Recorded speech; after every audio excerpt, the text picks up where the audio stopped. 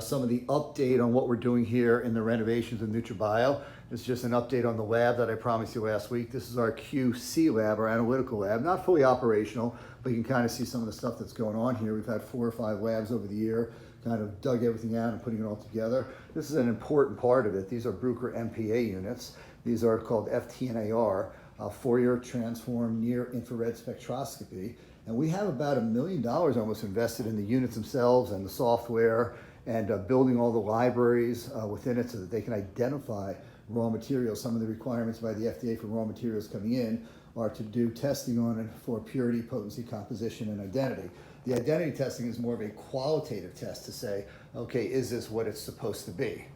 These powders are all white powders, so we have to do some real analytical testing for it. If it was broccoli, we could just have a picture of broccoli there and compare it to the picture of broccoli and say, okay, it's broccoli, we have identified it. But with all white powders, we have to be pretty much sure that creatine is a creatine. Now, I said that's qualitative. We don't just go by that. That's just the first step. The lab will then do pH and particle size and a bunch of organoleptic testing. If it passes all that first stage testing, every single batch is then going to go out to third party for quantitative analysis. That'll be HPLC and other types of testing to make sure it's not exactly what we want it to be, but it's exact specification, 99.9% pure or whatever it is.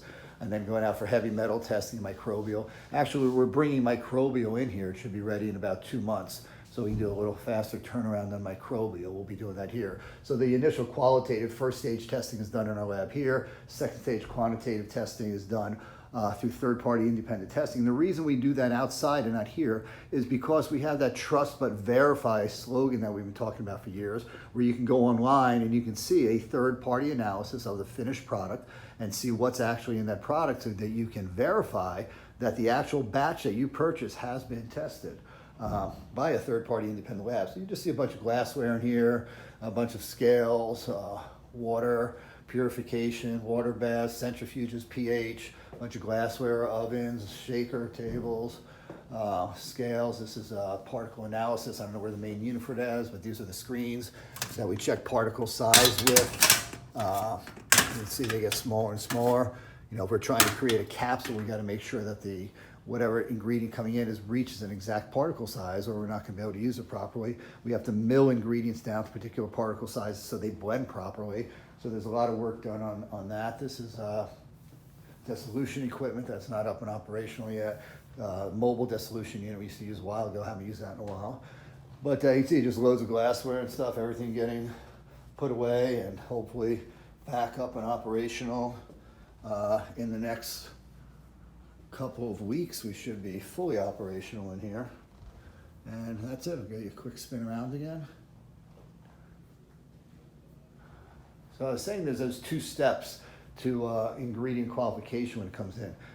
Every single batch of every single ingredient goes into a quarantine warehouse. It's not allowed into our production warehouse. And it's sampled in a clean room. And that's when that sample is brought in here for stage 1 internal qualitative testing.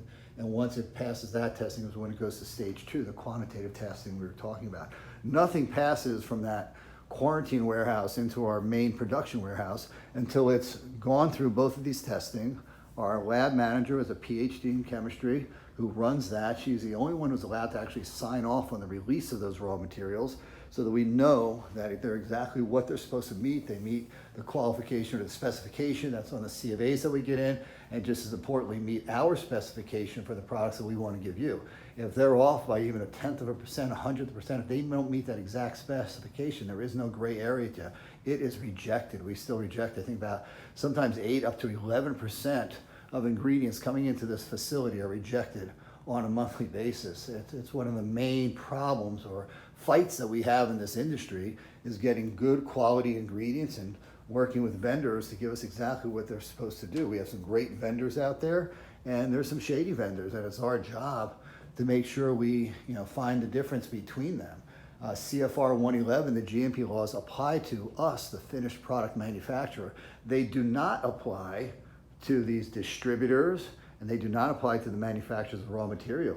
It's good manufacturing practices for the manufacturer of finished product or the storage or labeling of finished product, but not the actual manufacture of the raws. So this is why we spend so much time testing and quarantining and making sure everything is an exact specification, and why we put so much money invested into this lab. Now you will see a lot bigger labs and companies, and that's again because we don't do any of the internal testing here on a quantitative basis.